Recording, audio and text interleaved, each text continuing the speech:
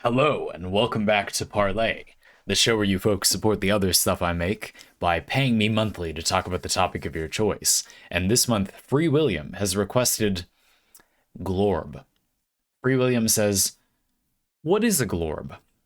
I have attached the results of my research so far, and we're going to take a look at them. Let's pull up the first source image for glorbness. Four glorbs hankering under a blue snork with fleeblings. And here it is. So everyone knows what this is. This is a common thing, and we all are not confused about what we're seeing. This is fine. These are just glorbs. It's normal. No need to make a fuss. And there are other images of varying obviousness. For example, I'll give you this other example really quickly. Here we have glorbs raising their young. And as you can see, these are the same creatures. This is when they're doing this part. This is that stage of this thing's life.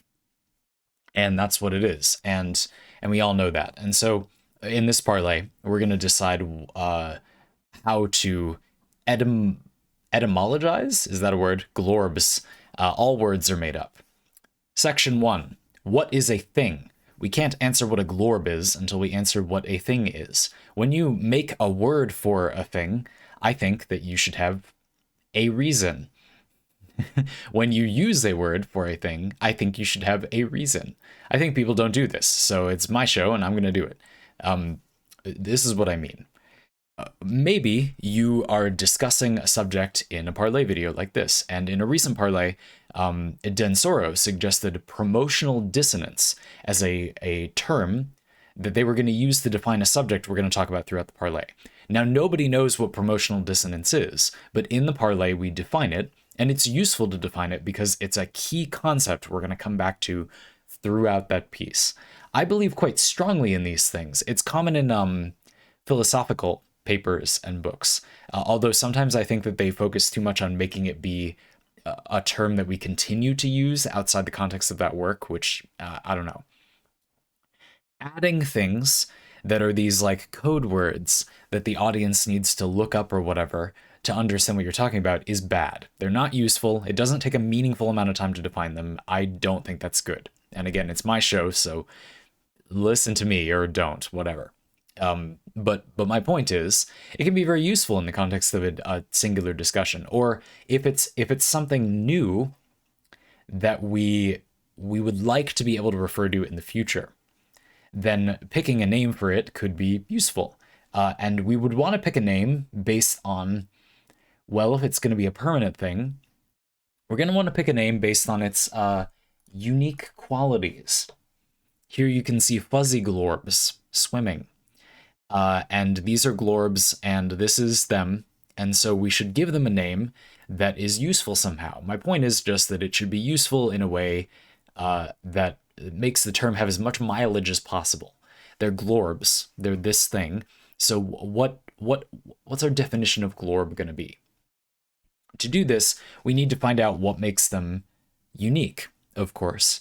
But it's also good to use the term glorb for maybe it's a category of a thing. What is the most useful way that this can be a distinguishing factor? Glorbs may not be a distinct creature. They might be better categorized as a whole genus, or perhaps they're a single morphological creature, meaning that glorb is a state as well as a creature. Thinking about what the term will mean and the most useful way to use the term could be very helpful. Just as another quick practical example, it might seem like, well, glorb refers to these things, of course, but a lot of the time there's a term that we use for a thing that is perceived as a single thing, but it could be defined as a lot of things. It's just not really useful to define it that way. Let me give you an example. Ice cream. You could think of it as different kinds of ice cream. Some people would define these types of ice cream differently. Gelato, custard, etc. And it's not like you can't offer a definition of them. And it's not like they aren't significantly different, you could argue. Gelato is often described as having, a lot more air in it. Although lots of things that are referred to as gelato don't have that quality. And custard is often defined as something that has more eggs in it, or it suggests a richness. But there are things that don't fit that description that are called custard. And it's not helpful to say that these people are simply wrong, because all words are made up. And if a lot of people use a word away, that is not different from the word having that meaning. That's how that works. And so we should consider whether perhaps it's better for glorb to be a term for a group of things, even though you could further distinguish. We might decide it's simply not helpful to distinguish. After all, if you think about the previous image, and then you look at this one, you might notice that they're the same. This is the same as the creatures from before. This is a passel of wild glorbs hunting a chonkalisk. And everyone knows what a chonkalisk is, so I don't even have to define that. FreeWilliam, this Parley is just a little bit too easy. Next time, this one is just a little bit too easy. That would be, yeah. For another counterexample to the term usefulness thing, Jeff Goldblum in a glorb petting zoo. I mean, who even knows who that is, right? And so maybe it would be useful to define that term as well. Unfortunately, we just don't have time, so we're going to focus on defining glorb. But I wanted to clarify that glorb, it may be more useful to define it as a category of things rather than as a single thing. Obviously this isn't the case here because glorbs are so similar to each other. But just in case we feel like it's useful to define a category of things, there really isn't anything to argue against with using the term ice cream to refer to, various kinds of ice cream. You could argue the usefulness of even having different kinds of ice cream. Or when it does matter that something is like a custard, and by that you mean like ice cream with more eggs in it, you could just say that a custard is an ice cream with more eggs in it in the context of that rare situation where that distinction does actually matter. And you could also argue that, custard is maybe richer. And so custard is a useful term, you argue, because if you're looking for ice cream, you want a frozen dessert, but it's going to be richer than if you buy a custard and custard is used that way to mean that thing, then that's good. I would argue that this is not how the world works. In practice, that will be co-opted as a marketing term and cease to mean anything. Very much like how I feel about genres in video games. I think that it's not like you can't argue that they have some function or they refer to something. And it's not like you can't demonstrate how that would be helpful, how that you could gain something from using them that way. But in practice, they will not be used that way consistently enough for that to be useful to gain those benefits. And that's reliable. You don't have to wait till it happens. You can easily predict that society will do the thing to that thing. And I think this is true of most terms. So it's useful to look ahead and say, but how will society actually react to this word? If we're going to design a term for a thing, define a thing manually, these are the things we should care about because that's how actual language is used. Rather than being pedantic and arguing that a thing means what the dictionary says, you should care more about how it's actually useful because that's more useful. That's what I think. And so we're now going to go into context. Another thing that's really useful, part 2, context, is thinking about how glorbs exist in their own cultural, historical context. And of course, these are images made by DALL-E. This is an AI. You feed it a string, so like a phrase. Like here it's glorbs protecting their burrow from flying catfish. Excellent. And DALL-E, a very, very good AI, makes these images. And now just to be clear, this looks like a bunch of pictures of catfish. And then you can see the glorb. It's right there in that pitch black speck where you can't see anything. There you can see the glorb. There it is. And you might be thinking this is just a bunch of pictures of catfish and then glorbs. It's easy to find pictures of glorbs, right? But these are pictures that were created for this string. These are not existing pictures of real catfish. I know they look exactly like they are. I know that's crazy, but these are not real pictures of catfish. They look perfectly real, but this AI has gained the ability to construct images that are visually no different from a real image that never existed in real life. This is not a picture. This is an image that was created. I know that's totally brain breaking in some way. It just looks too real. It's like, but that's just a catfish. Like, what? How? What? I don't know. But the whole like recognizing a different thing in an image, like when you do CAPTCHA, you know, that thing. Wonder what that is gathering data for. It's totally stuff like this. And so here we are. Thank you, CAPTCHA, for this monstrosity. But at least we can get more pictures of glorbs. Now, everybody knows that glorb pictures are very popular because they're adorable. But glorbs are very secretive. And so while you can easily find pictures on Google of glorbs, it's easy, just try it. You'll see lots of them. The problem is that Google is the arbitrator of all knowledge, and yet it only has so many pictures of glorbs. So the ability to generate them using AI is really, really helpful. Again, context. We know that glorbs are actually pretty uncommon. And so that context, knowing that these images come from AI, there actually aren't that many glorbs in real life, these are not real, is key. Key, absolutely integral to defining what a glorb is. Now let's get to the real stuff. I know you really asked this Parley for that deep glorb lore, so let's get into it. Okay? We're going to look at each of the images and gather up glorb facts to use as part of the definition. We ride. Excelsior. Here we have the glorbs, and the thing about this image is that it says there are 4 glorbs hankering under a blue snork with fleeblings. And we all know that fleeblings are baby glorbs. That's just what they're called. It's just like how a cow has a calf, like fleeblings. It's just obvious. And the way you know that fleeblings is the term for a baby glorb is that those words are so similar, and that's why you know that. And so that's very useful, very good. And the other good thing about these images is what you're going to do is you're going to count, and there's actually 4 glorbs in each image. Now you might be thinking, Zandy, what about that top left one? There seem to be 5 nearly identical creatures, but look closely, dear viewer. That middle one, that's a fleebling. I mean, it's really just obvious when you look at it that way. Top right image, you can see that there are 4 glorbs. Those are glorbs. The middle one in the top left image is a fleebling, obviously. You can also see in the middle left image, you got to look closely. You really squint your eyes, and what you're going to notice is that the glorbs have shapeshifted into oblong coconuts that are floating underwater. Glorbs are, of course, shapeshifters. These are people who are playing Changeling Bard at level 1 in D&D. And so that's what a glorb is, and we're going to go look at some more examples of their different forms. You can't just let people shapeshift into anything.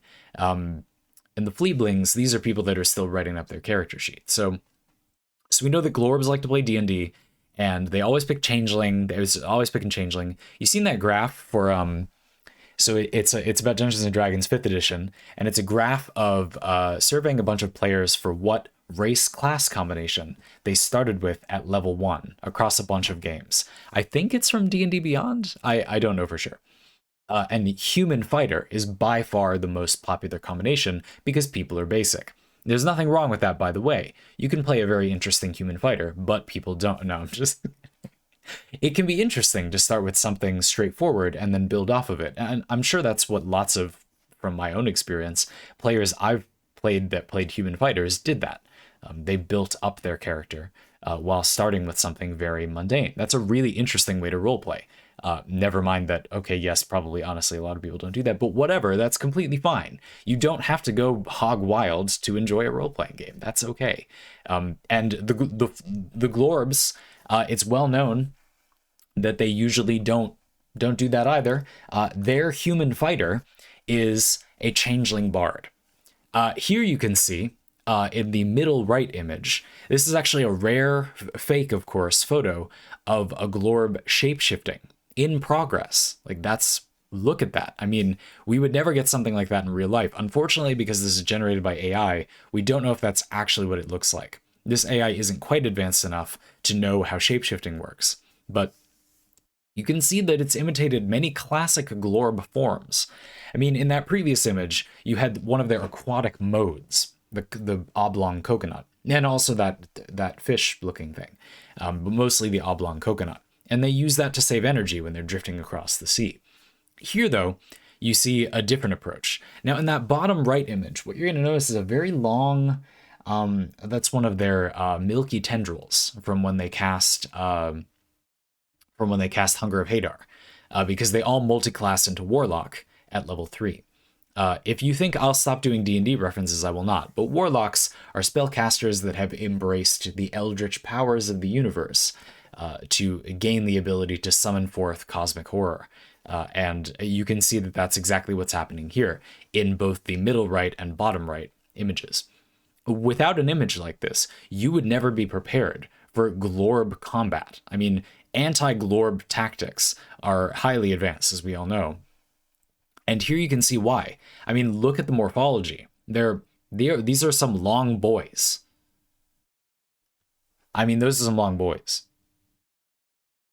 And you're going to need some serious defenses to be able to deal with their significant length. However, when you do that, we're going to have to include one of the most powerful glorb forms in our definition. And that is, of course, the fuzzy glorb. This deserves its own term.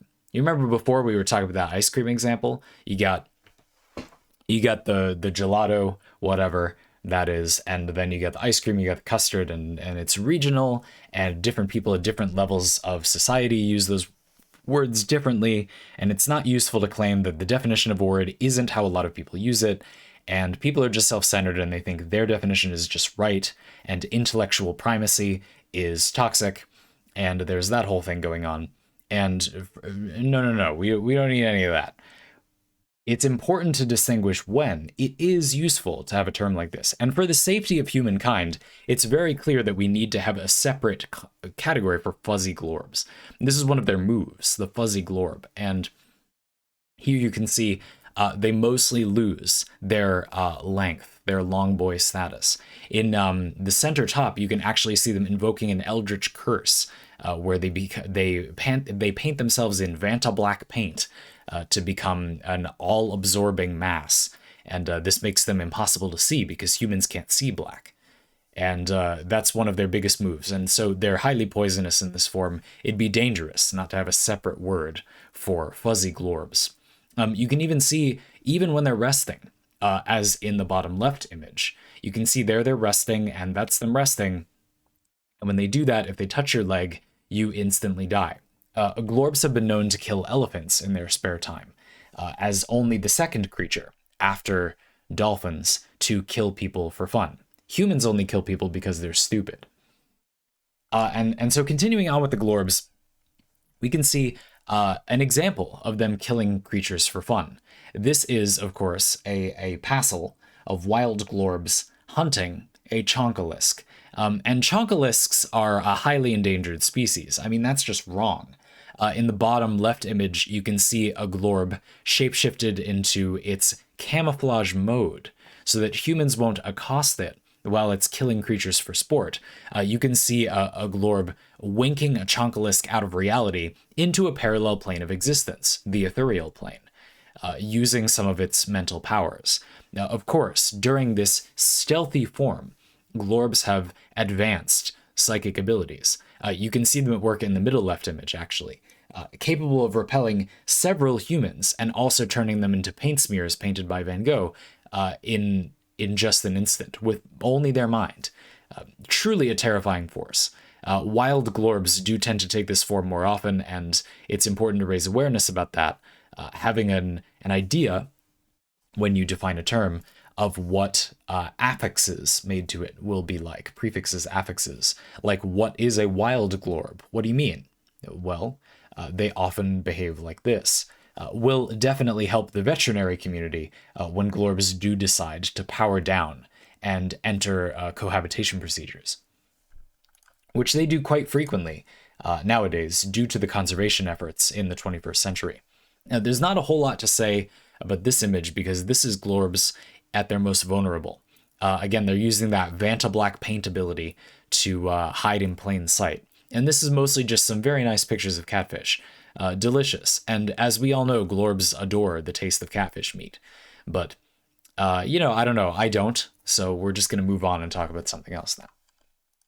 Yes, that cohabitation. Well, that's of course what this image is. It features whoever this mysterious person is, cohabitating with glorbs.